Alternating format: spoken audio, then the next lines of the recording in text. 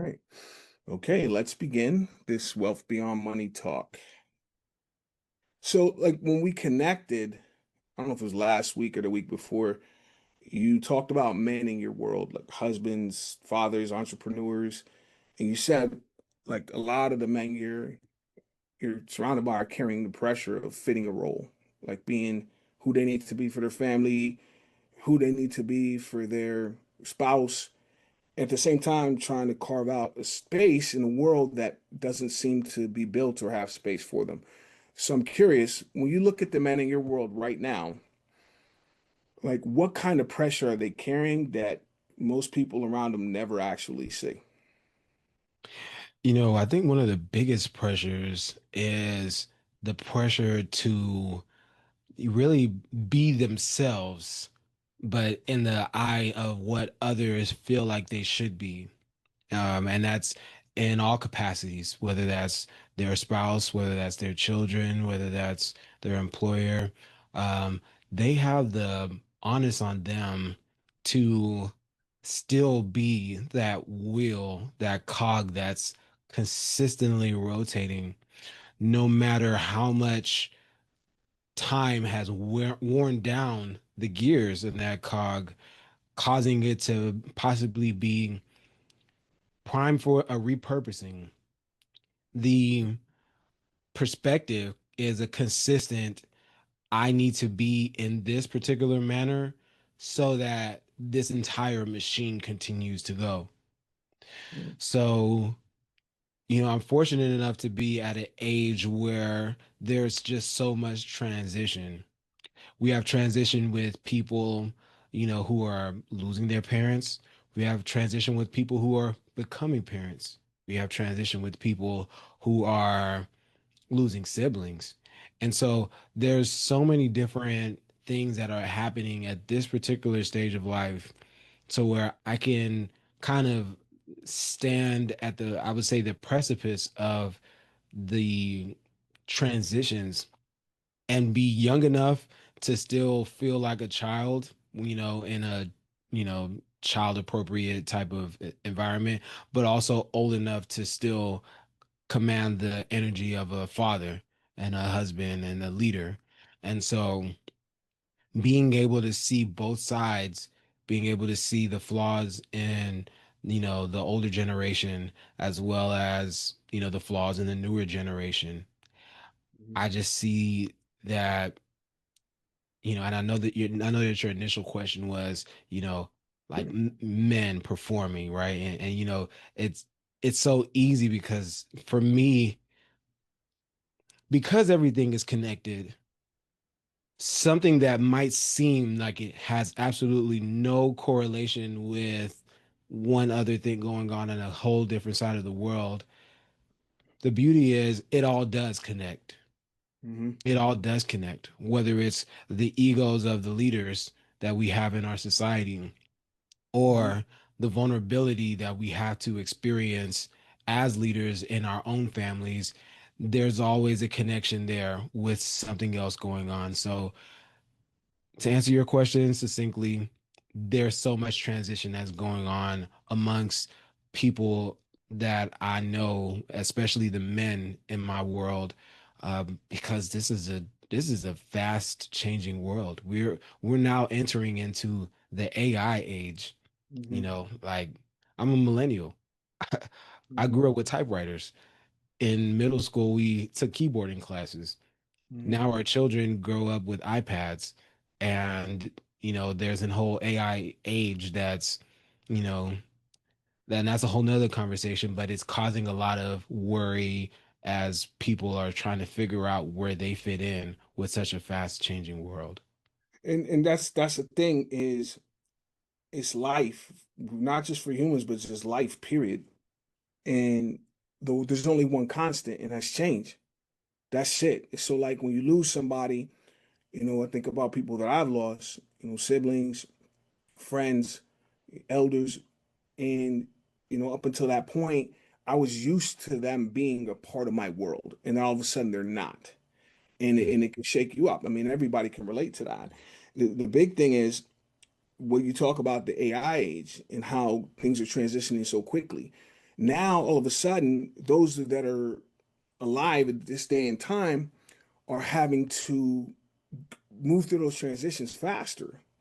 And, the big thing when you talk about like men, the tough challenge about being themselves is it's a lot of it comes back to, do I even know what that means to me?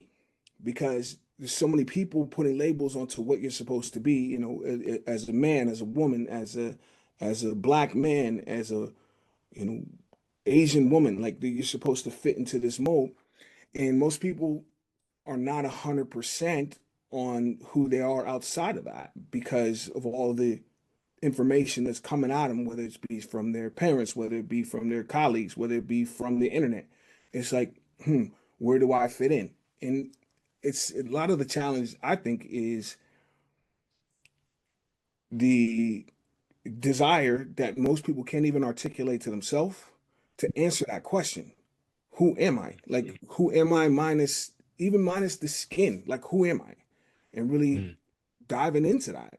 When you talk about like being that cog in the wheel, I love that visual because it's like your job is to hold everything together, hold everybody together, all the different spokes. And if that spoke is getting loose or it's getting weak or it's rusting out, it's considering the effect on all the spokes, considering the effect on your employees, consider the effect on your spouse, consider the effect on the next generation, your children. And a lot of times when we're in that unresourceful state, we're feeling tired, we're feeling pressure. It's like my wife always says, when emotion is up, logic is down. And you stop considering the effects of you not resting. Because it's like, if you don't know where to go to release that pressure and you just hold it in because I'm being a man, it's like, come on, man.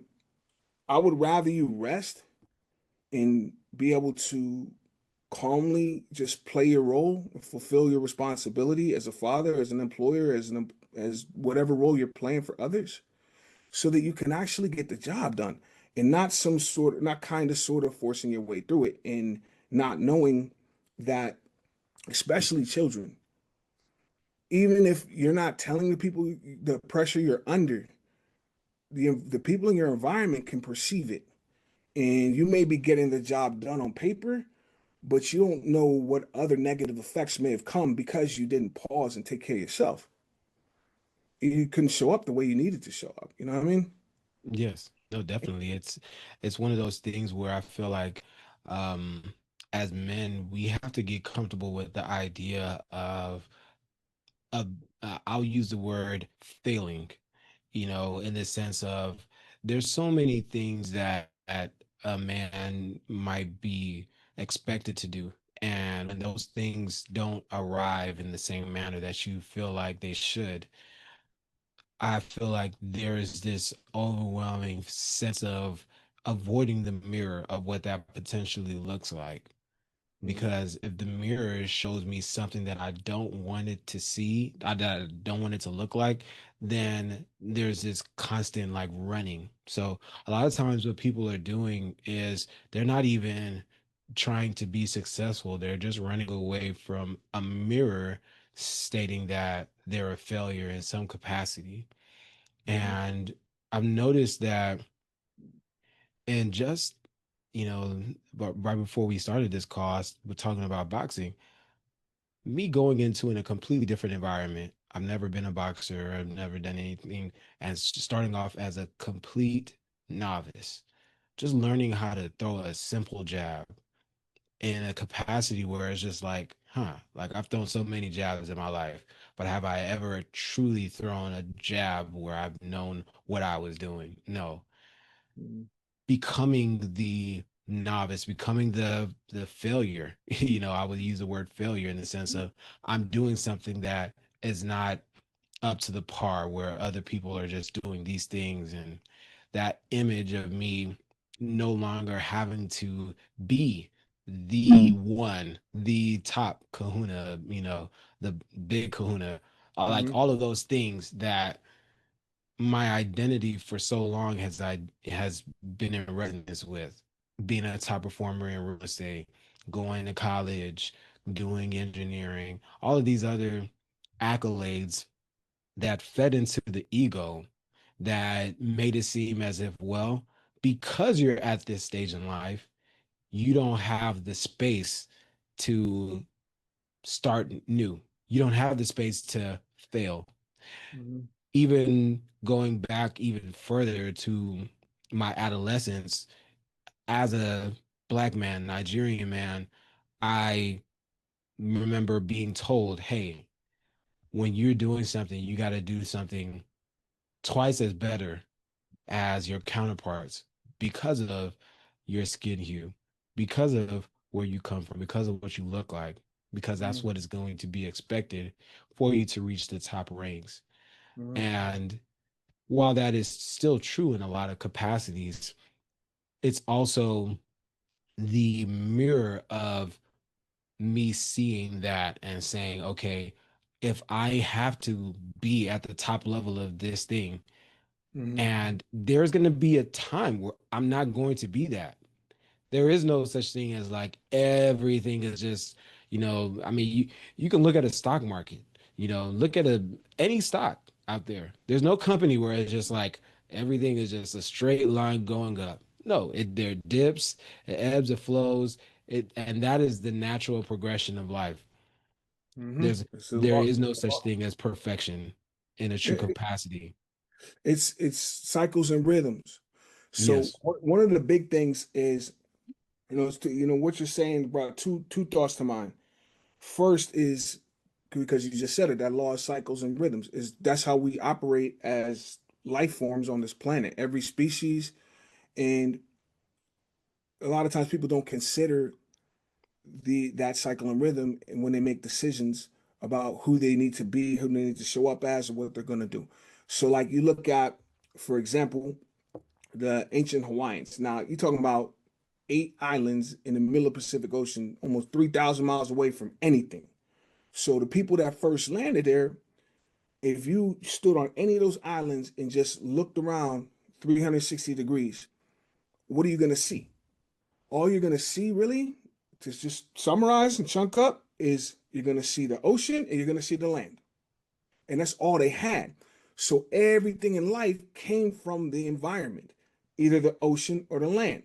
You cut down trees to build canoes, we go fishing to eat. Everything we get comes from there. So they had this way that they would go about utilizing the only resources they had. So like most people never think, okay, you've seen like, I mean, you're from Africa, so you know how clear the water can be. So you can Mhm. see and you can see coral reefs and stuff like that. So being able to see and identify an octopus is not really anything to beat your chest about. Like I know how to find an octopus. Great. The thing is, the Hawaiians had to know when they looked at an octopus, is that a male octopus or is that a female? Because we Mhm. don't take the females because she needs to lay the eggs so the next 4 generations can eat. The next 4 generations of people can eat. So if we take the female, we're going to disrupt the cycle of rhythm of our life. And most people don't consider that it's the law of cycles and rhythms, that this is just how life works, like you said. Like you said. The second thing is, man, the power of words. You know, I forget who told me, but I think it was a teacher, maybe in college, where he said, words are like magic. That's why they call it spelling. And so, like, you take that, I totally resonate and get your point about failure. The thing is, what have we been taught that that word means? What images does it evoke in your mind? And the toughest thing, especially in this country, in America, is through our schooling, we've been taught that failure is something you want to avoid. Mhm. But another, I don't know, a coach of mine, he's from Hawaii. I love this guy. He talked about how there's no such thing as failure. It's just feedback. Just use a different F word. And all of a sudden, like you said to your point, if I look in the mirror and I see failure, no, excuse me, I see feedback. it's going to evoke a different image in my mind. It's going to give me a new resource from my environment, which is this mirror of me that I can utilize to adjust or align with whatever cycle and rhythm I'm in right now. So it's really important the stories we tell ourselves. So it's like, going back to my last question, it's like if I'm a black man or I'm a gay woman or whatever, you know, what's the criteria here? What do I need to do to be a black man? What do I need to not do? What am I doing that I need to stop doing? Otherwise, I can't be part of the club. You know what I'm saying? And these are the thoughts a lot of people never really consider. And so it's like words. You talked about how, like you just mentioned now, you said I'm a millennial. So it's like you're reading my mind because this is where I'll go next. It's like you go online, you see things, especially at the age I'm at, you know, the conversation around men particularly can get really polarizing. Red pill, blue pill, alpha male, beta male, Yeah. Gen Z, boomers, whatever. All these labels, all these words. But something you said when we was talking last week is like everyone kind of falls somewhere in the middle. Nobody's going to fully fit whatever criteria this label has. So, my next question for you is what gets lost? What do you think gets lost when people just start trying to live their life inside those labels, the labels from outside, instead of actually understanding who they are deep down inside? I think honestly, and it's funny we're having this conversation now. I had this exact same conversation last night. I had my brother-in-law and my cousin, and both of them are single men, both in different stages of their careers, and both kind of struggling to find a significant other. And the first thing that they deferred to was the apps. And it wasn't apps in like a celebratory way, like, wow, look at this device. It's giving me so many opportunities to meet these women. It was almost in a dreadful way. And it's like, oh my gosh, like I hate these apps. Like, like the girls are not good enough and the Mhm. conversations don't go anywhere. And I'm just like, okay, so what about the women that you meet in real life, the women that you see in person? Oh, well, I saw this one lady. She was so beautiful.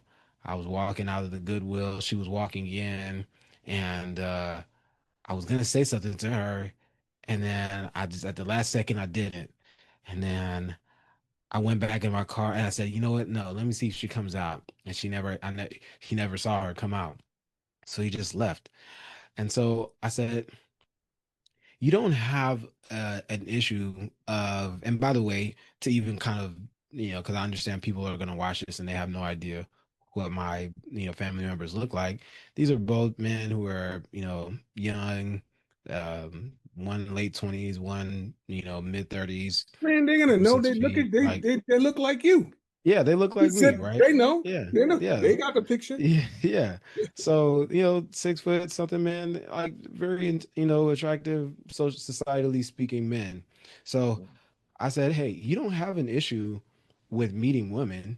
You have an issue with confidence. You have an issue with your identity. You have an issue with your relationship to what you feel like this other gender would expect from you because you have no true like sense of self-being in terms of when you go into an environment you're not giving you have to understand that everything that you want is already here, the mere idea that you want it and that it's here. Guess what? It's here for you because there's no way you don't have to go and get a spaceship with a contract with SpaceX and go fly to Mars or something. Like, no, it's all here.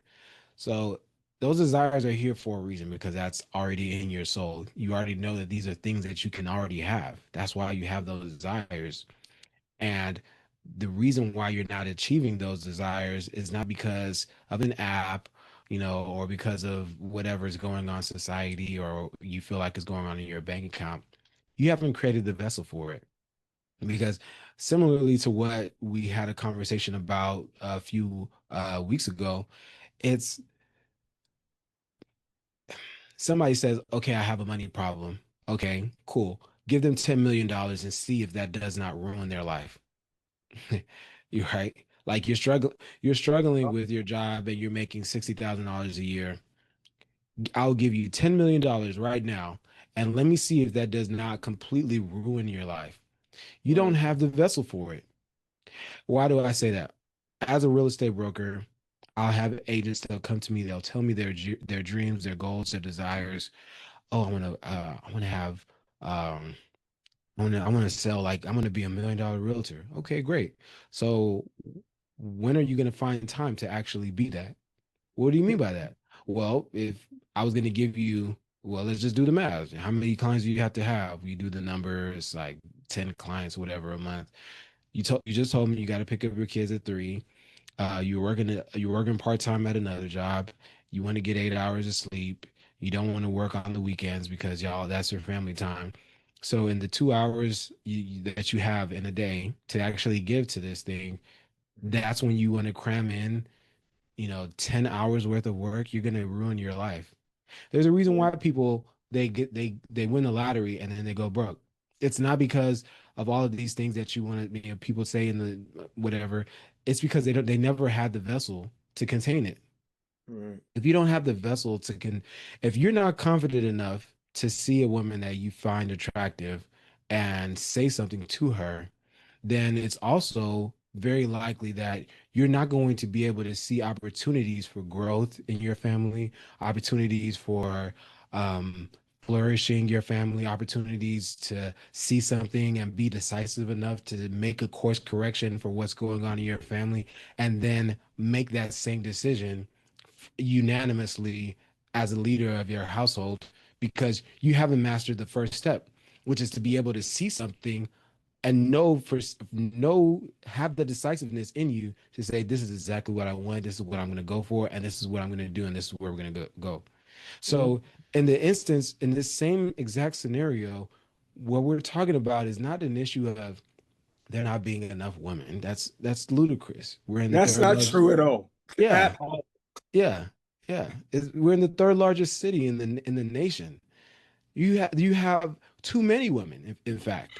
Hmm. And I know that it's a reframe, but I also know that if I for me there's two sides to everything. There's really three sides, but I'll just say two sides to keep everything neutral. There's a logical side and then there's a spiritual side.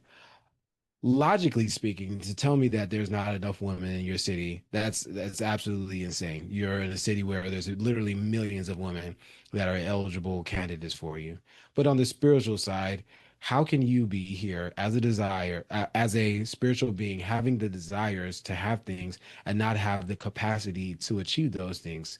They don't coincide. Either you have those desires because those are true and your spirit resonates with them, and that feeling compounds because you know that that thing is true, or it's just a random thought, and then that thing goes away. You no longer think about that thing. At one point I wanted to be an astronaut, and then later on in life I determined that I have absolutely no resonance with being an astronaut. It was just something cool that I saw as a kid, seeing the planets and Pluto and things like that. Yeah.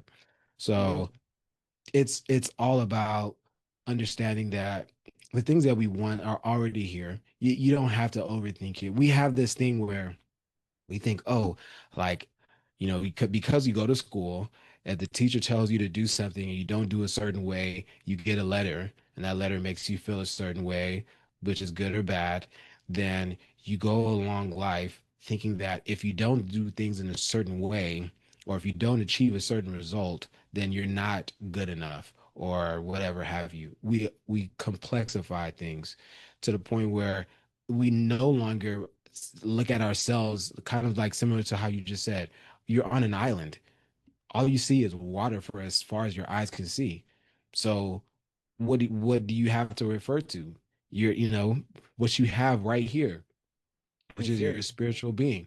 That's all you have, you know, and then Hmm. trusting that and moving with that as opposed to putting shame and fear, which there's really only two things in this world. It's just love or fear, putting more fear into your life Hmm. that you'll never be able to get those things. Yeah, I mean, it's funny because your story, and I don't know, triggers more stories. It's just other learnings and points that I've gotten. So it's like when you talk about you give somebody $10 million and it'll ruin their life. It reminded me of there's two guys that played college football at Purdue. It's years ago. I don't know, it's over 10 years ago now. And they had just graduated, so they finished their senior season and were going into the whole NFL draft process. And so I went back to school and was mentoring these guys, offensive linemen. And I remember one of the first things we were talking about when I got there. I told them, I said, if you guys even want a chance of being drafted, you've got to become an NFL player. And then one of them was like, "Yeah, that's what we want to do. We want to get drafted so we could be NFL players." I said, "You're not listening. If you even want, there's 10,000 college football seniors every year. The draft, they only pick like 230 people, and they're not even all seniors. So if you even want them to turn on the film and notice you, you've got to become an NFL player now to even catch their eye. You got to embody that at every level. And just to put it into basic instructions or what I call NFL, normal functioning language. This is what I told him. I said, if you want to be an NFL player right now, you need to live this, eat, sleep, shit this. You want to be an NFL player, you've got to live it, eat, sleep, and shit it.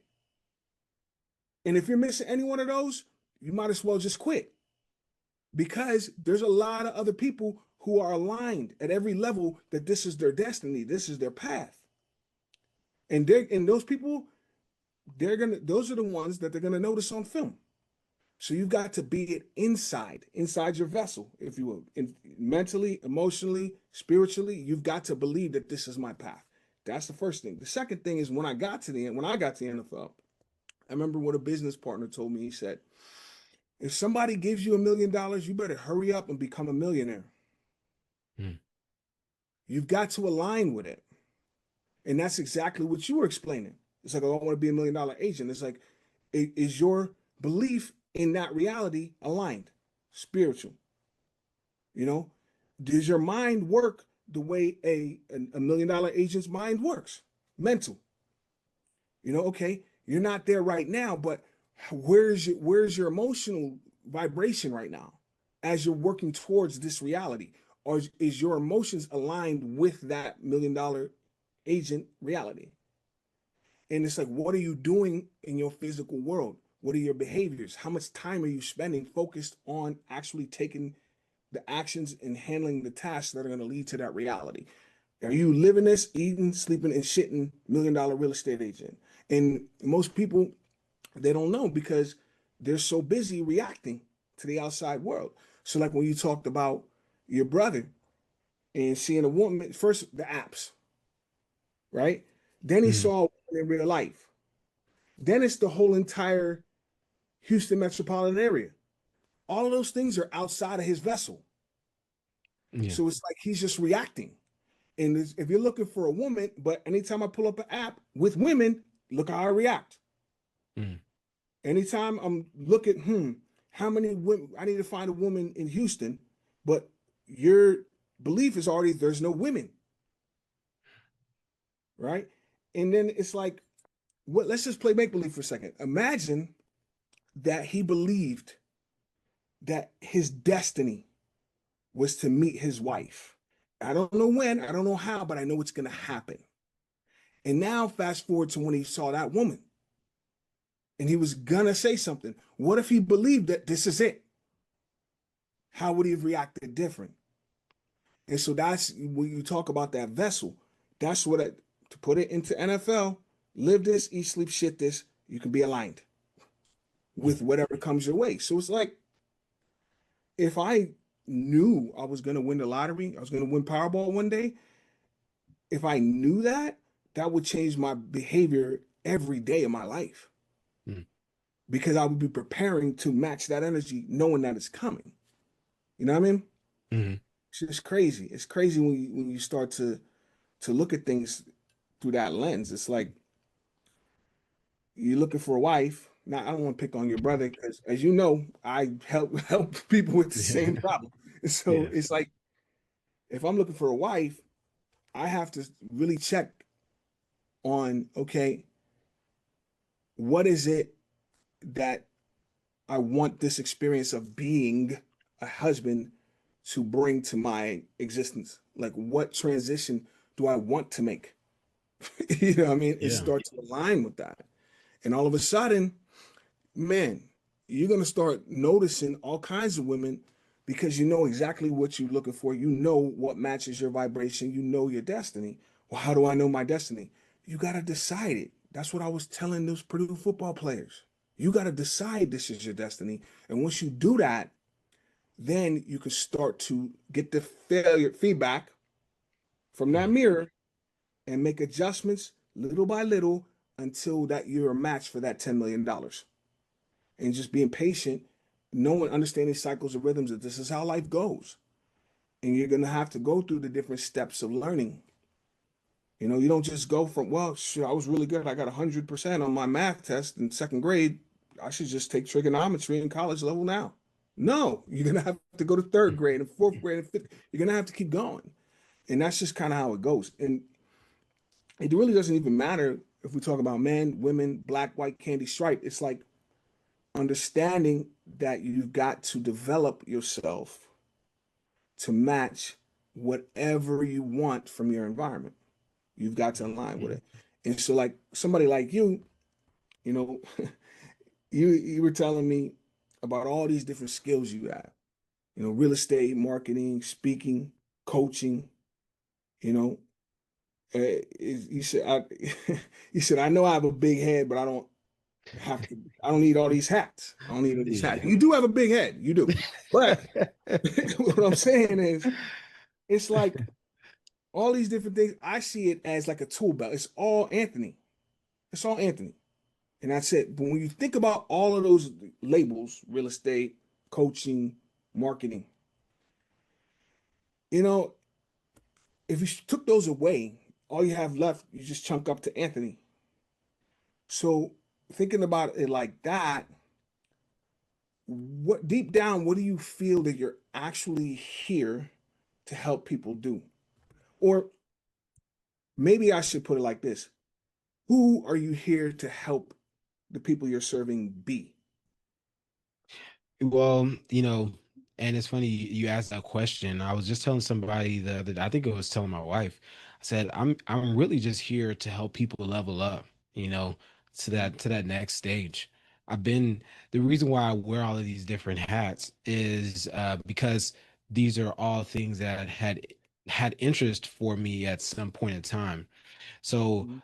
you know, what you realize is after getting good at something, it's only as good as what you can do for others with that thing, right? Like it would be amazing if I could run a four, flat, whatever, Right. and but if I just ran that and like nobody had a stopwatch, right, and it wasn't broadcasted on some type of thing, and I wasn't going to help some team get to the next level, then like how valuable is it really? Yeah. So what I've understood is that all of the things that I've just grown, because I have this very obsessive nature. I learn about something and then I'll learn a lot about that thing. I just go super deep into it. And then I take that skill, I take all of that knowledge, and then I go and I do something for myself first, and then I prove the concept, and then I go and I help somebody else. And Mhm. that has been the pattern of my life. Now, for me to have that type of ability to just have all of you can't see it in this snapshot, but if I was to move my camera, it's just books all over, like I just Right. surrounded by all kinds of information. There's a special kind of person that likes that kind of thing. There's not everybody that has that type of ability, that wants to just read books, who just wants to not watch a movie, he'd rather just watch a YouTube video learning about some new thing, and then taking that information synthesizing it and then putting it in a completely different format so that it can reach a completely different demographic. Because Hmm. if I told you about, for instance, I did engineering, but I told you how to do an integral or a derivative or whatever mathematical function. That's okay, that's cool. But if I told it to you in a way where you were able to actually be like, oh, I already know the derivative of x squared is 2x plus c, because the way Anthony told me, it was in this particular manner. And so I understand it at now such a deeper level than I possibly ever could have. Then to me, that feeds my soul. That feeds me. That feeds the energy of what I feel like I'm on this planet to do. And so that evolution, it wasn't like, like I wasn't like in third grade, like, hey, I want to help people learn things. It was, oh, I want to do this thing. I want to do that thing. I want to do this thing. And Hmm. I kept sitting with this, like you said, this tool belt full of all of these things that I've learned. And similar to the story I told you earlier, which was I had an agent who came to my office who was struggling in their business. And by the way, when I talk about people, these are not people who are like unsuccessful in any capacity. They have huge social media followings. A lot of people know them as, somebody who's successful on a certain level. However, one thing I've learned after being, I would say, on this part of the society for so long is that number one, everybody has something that they're struggling with. And number two, most things are not as what they appear to be to the public. So I'm privy enough to have those conversations where people are able to trust me and then give me the real lowdown on what's going on. So I'll take that information. I'm doing private classes for them. And they're like, wow.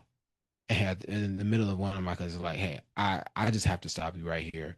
Like, why are you not selling this? Why aren't you doing this on some big kind of stage? And I was just like, hey, all those things are great. Um, my desire to help you right now is not driven by my ego. My desire to help you right now is my desire to help you as an individual. And I'm giving you hundreds of hours of information and implementation and customization so that you can understand what it is that you need to do, because that is something that feeds me in the capacity that I'm doing what I know is my purpose. So as I'm doing these things in my purpose, it just allows me to do more things in my purpose, and it allows you to live your purpose. So purpose begets more purpose in life, I believe. Right. It's funny because I'm a big NLP nerd, so the word presuppositions flashing in my head, and it's like when she says, "Why aren't you doing this on stage in front of a lot of people?" There's a presupposition there that, oh, this you should be performing. You should be performing. What you're saying is like, no, I'm just being present with you. But a lot of times people think, oh, if this is who Anthony is, he should monetize that. He should use it to entertain the masses. And it's like, that's cool, but is that aligned with who Anthony is? You know what I mean? It's like, no, Yes. helping people is who I am. That's who I am as a human being. We're human beings, not human doings. But it's just funny how that the mind just automatically goes there. Like, oh, get money off of this, get money off of this, get money off of this. And it's like the whole thing with money, we're talking about wealth beyond money, right? Mhm. One thing that I find interesting that most people don't realize about money is it's just a symbol for energetic exchange. Because before you go back in time, before we had money or currency, and all we did was barter. So if I need real estate, expertise, then I go to you and you say, okay, well, what are you going to give me? And it's like, well, I can coach you.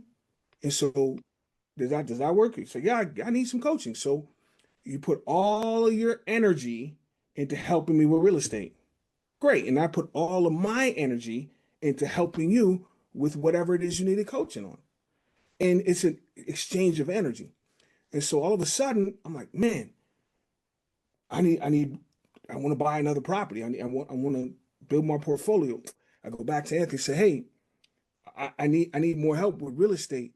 I can coach you. You got a problem? I can coach you with that. And you're like, nah, man, you solved everything. I don't need any coaching. But you know what I do need? Bananas. Give me some bananas. I'll give you all the help. I'm like, damn, I gotta go find a dude who needs bananas. And he don't want what I'm offering. He wants something else. And we got these 3 and 4 way trades going. So we created currency or money to make the exchanges easier. But it has this, there's positives and there's two sides to everything, positive and negative of every dichotomy. So the positive is it made the exchanges easier.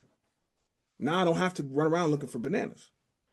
Just give you the money and then you go get what you need. But the negative side is it disempowered us because all of a sudden the power wasn't my energy, it was Benjamin Franklin. Mm. It was the money. And so I look at my one neighbor and they got a new Audi. I look at my other neighbor and he's got a new Benz. And I look at Ben Franklin, it's like, dude, where's my car? Like it's his fault. Mm. The game ain't changed. It's all about aligning the energy that is you as a human being with that $10 million that you want to bring in. And but most people they want a shortcut. They Mm. don't want to have to be who they need to be in order to have what they want to have. And it's like if you're being aligned with being a $1 million agent, being an NFL player, being a billionaire mogul, great. Then nature, you get the feedback because you're gonna stumble. You're not gonna just, you know what? I just got my real estate license. I'm gonna go find a property that they want to sell that's gonna get me the commission that's gonna make me $1 million agent. That's not how it's gonna go. No, you're gonna get the feedback as you go along. And eventually, if you continue to face that, make the adjustments necessary, then becoming that $1 million agent is not only possible, it's inevitable because it's aligned. Mm. You know, so to me, that's what it really comes down to. Another question I had is, I think it was in our first conversation, you talked about your wife and your daughters. You got 3 daughters? Yes. One Wow, man. You know Mm. how it is with men, especially black men. They want to live, they want a mini me. They want a little boy. You know what I'm saying? But you said that, being surrounded by women, which I guess is just your path. That's your dharma in life, is to be surrounded by beautiful women. Mhm. And you talked about how, your family that you created made you reconsider what true wealth is. Like not in a cheesy way, but in a real spiritual wealth way. And here we are talking about people chasing money or status or approval from people they don't even know, like performing Yes. on stage. Mhm. So for Yes. what I'm curious about now is for you as a husband, as a father, as a Nigerian, a black man, what does wealth beyond money actually mean to Anthony? It's a great question. Because honestly, I just smile, you know, when I truly accept and have that gratitude for how beautiful my life is. The fact that, I have 3 daughters, another one on the way.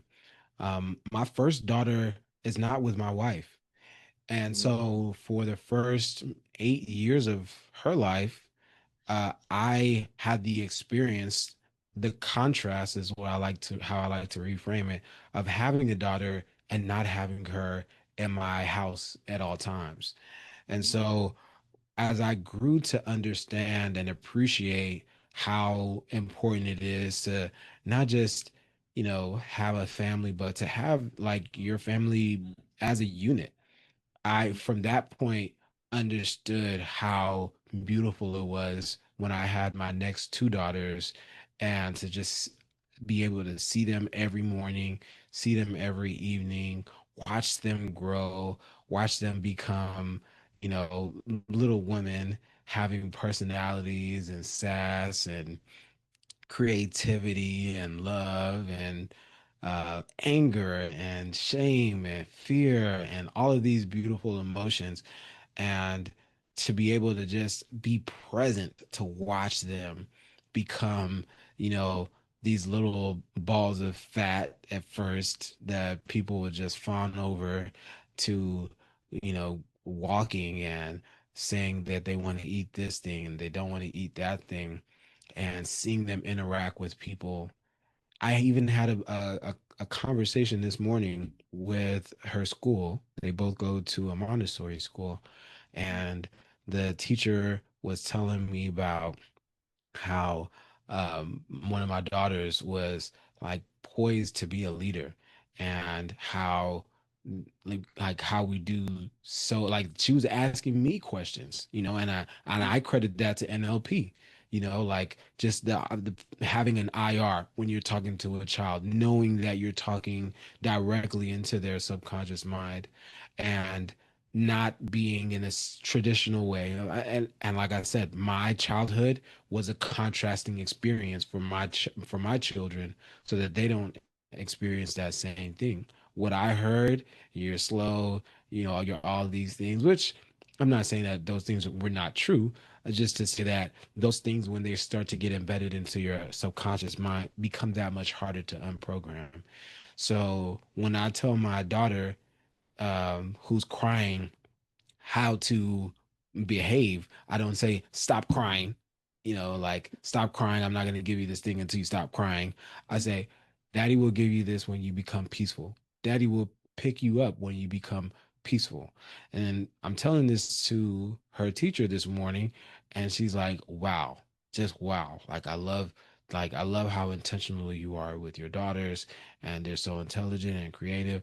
And it's, these are all just the things that money could never have given me, in any capacity. I could have in a completely in a the most logical world, where I went to high school for engineering, I went to college for engineering, I had an engineering job.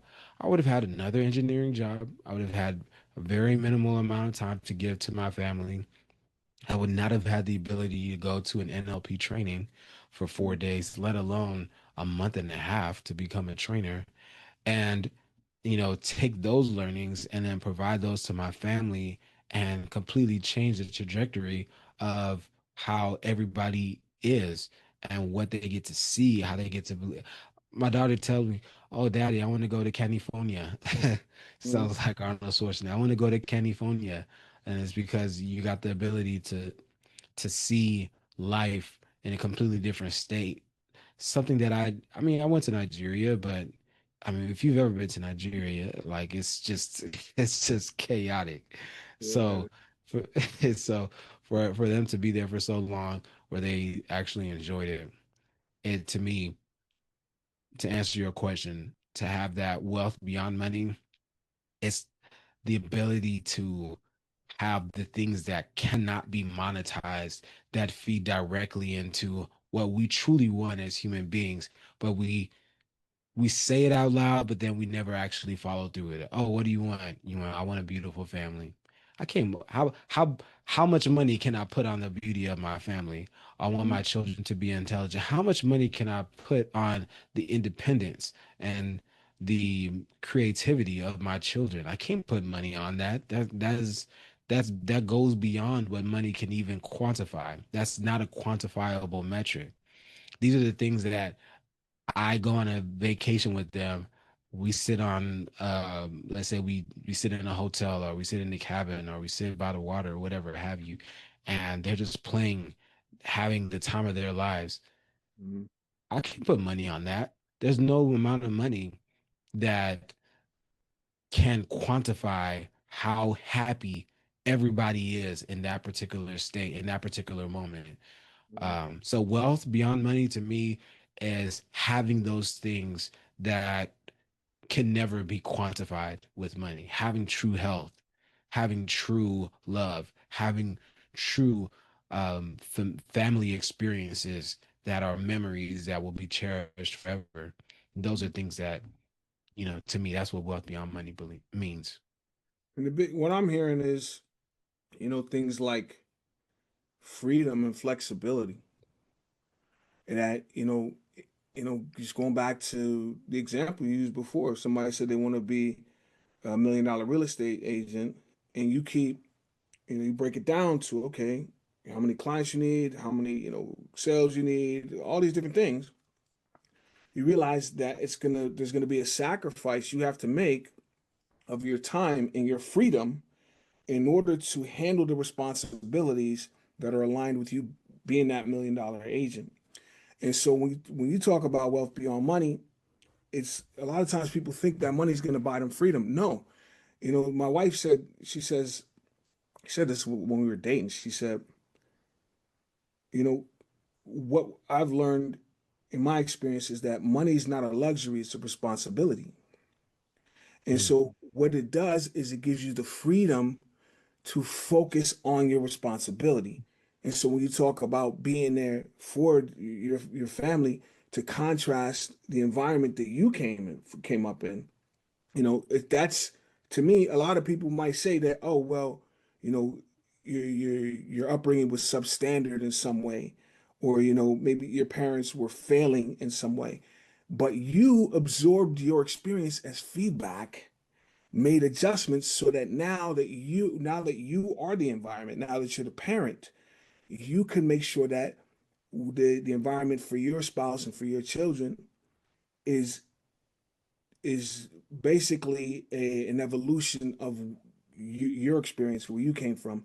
And hopefully, you know I know with me and my daughter, it's like, I know there's flaws in this mm, environment. I'm doing the best I can, but I don't necessarily see the world through her eyes, and I don't know where she's gonna see where maybe we fell short in some way. But it's not failure. She knows that there's love, wealth beyond money. The aim is to make sure she grows up and is happy and at peace with who she is and where she is. And if whatever she sees as we didn't do right or we could have done better, that's just her feedback so that she can evolve for the next generation, and making sure that whatever I do is the best I could do now, so that whatever I didn't do, I've created an environment and helped to raise this child in a way where I can be confident that she's going to correct it in her lifetime. Not by changing me, but by mm. changing whatever programming or baggage or just perspective that she gained from living in an environment in which I was the center. And so when you look at what you talk about going to the trainings, like NLP, personal development, taking care of Anthony, that's what that is, you know, if you were so wrapped up in an engineering job, you couldn't get the time to really take care of your vessel, to take care of yourself and make sure you're aligned in your roles as a real estate agent, as a father, as a friend, and being able to take care of yourself so you're not carrying all this weight. And when you got to hold all the spokes together, you know what I'm saying? Yeah. It's like, okay, I want to make sure I'm as strong as I can because there's a lot of spokes. I got a lot of responsibility, you know? And so the money gives me freedom to make sacrifices. It's kind of ironic Mm, because by being there, you make a lot of money, you're successful. I don't have to be home with my daughters. I can go do what I want because I got money. But no, I have the freedom to focus and make the sacrifice of whatever will bring me pleasure to make sure that I'm creating the best environment for them and making sure that I'm setting a standard for what home is, as that whole, remember we talked about labels. Home is just another label. I want to make sure that I help define it the best I can for my children, and essentially evolve, seeing that evolve as the generations go forward. And a lot of people, just, it's not that they don't know this. I think what you're saying is logic, but most people just never consider it because they're so wrapped up in whatever stories or whatever labels that they're stuck on. And so it's like the thing that makes people miss this is unique wisdom that only you can get from Anthony. You can't get this nowhere else.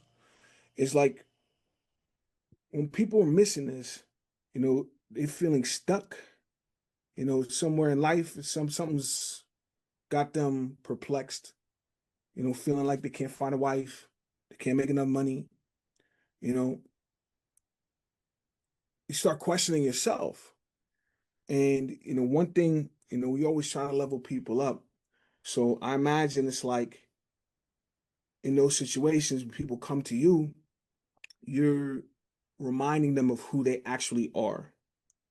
So my question is, when a man finally admits, even privately, that the pressure he's carrying is costing him something, his relationships, his with his children, his wife, it's costing him something.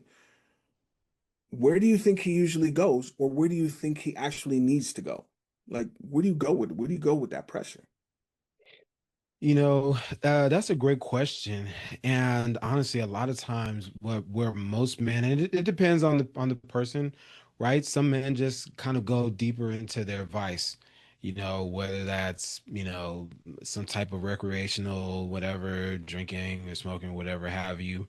Sometimes they bury themselves in work because, in our society, we have this like workaholic culture where it's just like, well, like I have this badge of honor. Well, instead of me looking like I don't know what I'm doing, I'll just let everybody know I just worked 60 to 80 hours this week. So like even if nothing's happening, you can't say that because like I'm at work. Like how dare you?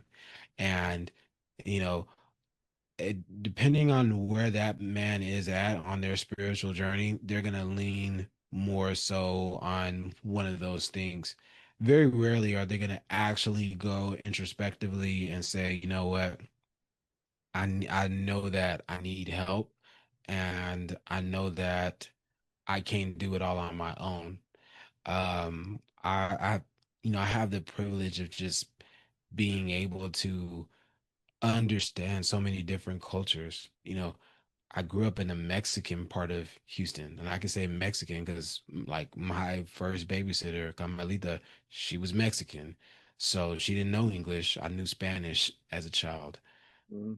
knowing the machismo culture of the Latin environment, knowing you know, the different energies growing up in a Nigerian household, Mhm. knowing what it's like to, um, be in America, be around white people, and Mhm. also be a black boy and grow up in predominantly black schools. All around the board, I've noticed that everybody has the same types of issues, some exaggerated in one way or the other. Very few men are able to actually say, you know what, the issue is me.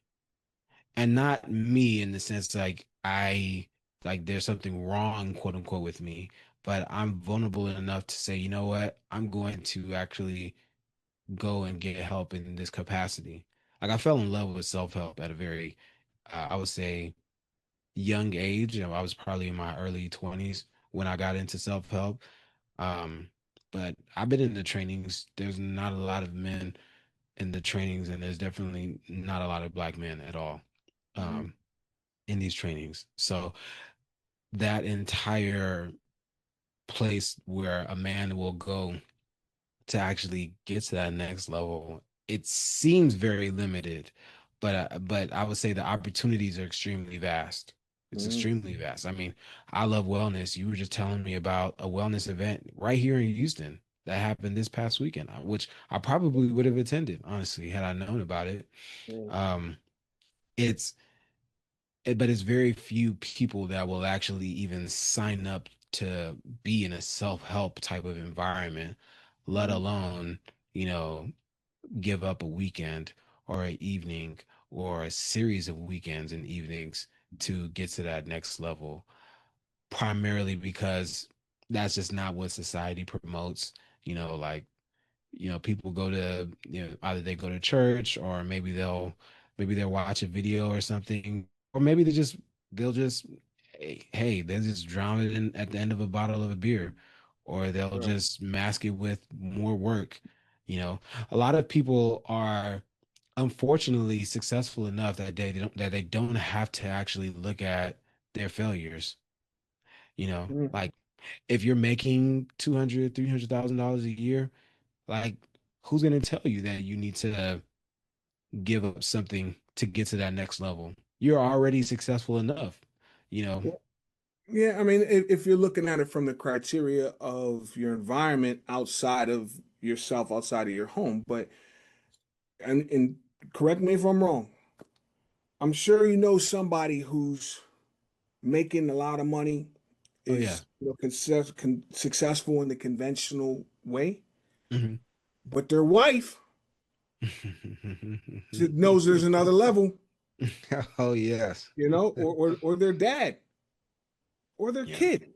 And so Yeah. it's like, if how are we measuring what it means to be successful as a man? Like, how do you define that?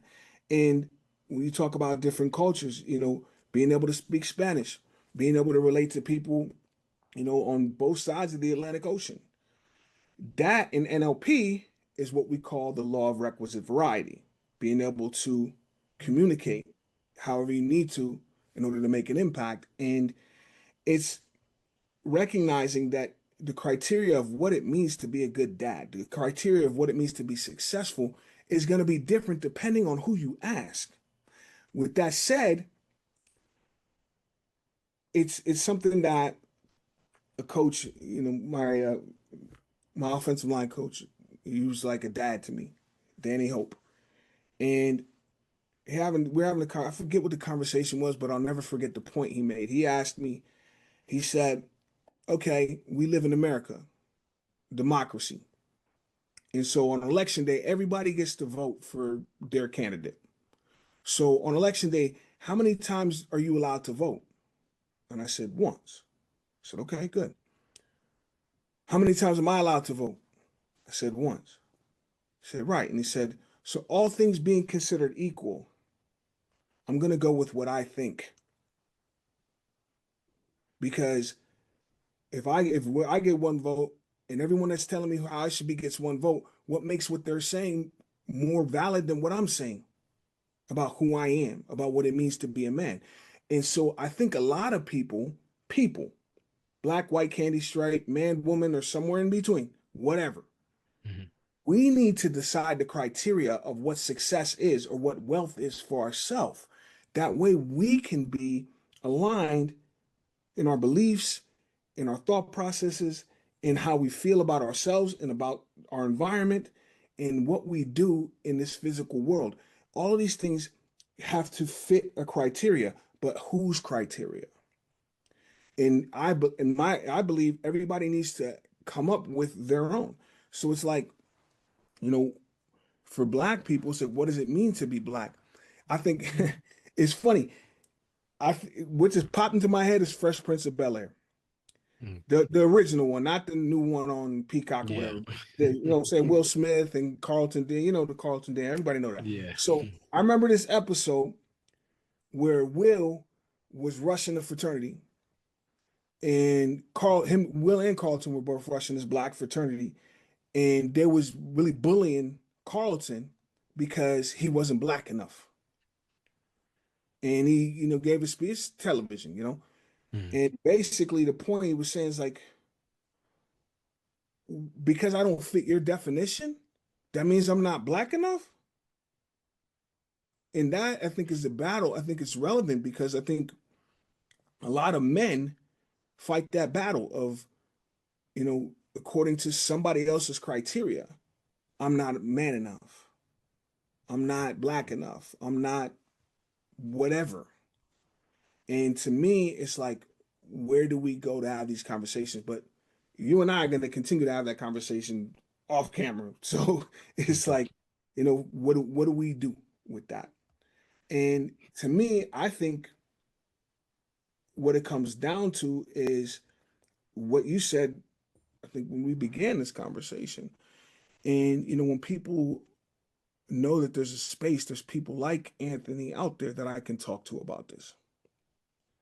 And I think, where do they go? We need to make sure that they know where to find people like you, and how do we develop more people like you, people, more environments where black men know they can go, where people know they can go when they're having a problem. Like I have a friend, she's not black, but she's somebody I worked with in my business years ago. A lot of people don't know this, but I used to own a bed and breakfast and plan in weddings and stuff. I've actually planned twice as many weddings as I played NFL games, but that's just an interesting trivia fact. And it was a tough time in life though. That was a big transition from NFL football to bed and breakfast and wedding planning, but she was a really, really good friend and she's been through a lot. Her story is crazy. And, from, dealing with an alcoholic husband to, you know, obviously getting her and her children out of that situation. But then he died because of that alcoholism. And now she's free from the being his wife, but now the kids don't have a dad. And so it's like, who does she talk to about that? And a lot of people say therapy, and therapy is good. I'll never badmouth therapy. I just know from my experiences in therapy, continuing to process the same story, it just didn't help me. It's like I don't want to think this anymore. I don't want this story anymore. And it's like, where do people go for that? But we'll go deeper into that off camera because I don't know if the world's ready for that level of this conversation. But you know what I'm talking about. You know what I'm talking about. I think that I don't know. Maybe it's I think that there's two things that are happening simultaneously. I think that the world is changing. I think that the world is becoming more, I think that there's a level of consciousness that is rising on this planet. Um, and I do believe that there are more people who are starting to wake up and understand that the world is bigger than what they've been told.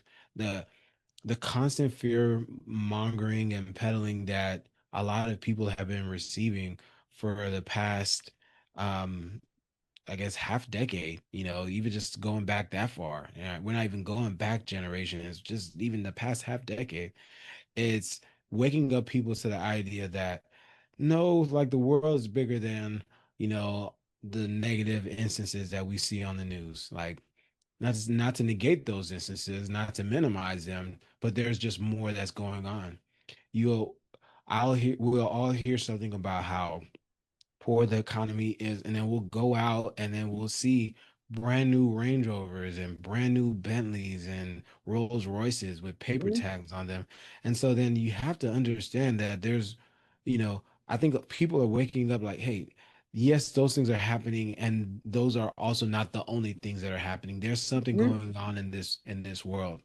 People are becoming more and more ready for these kinds of conversations because mhm, ultimately we we are coming to this. I will use the word coherence, that people are understanding that we're all connected in some kind of capacity. Yeah, mhm, not everybody at the same level, but more and more people.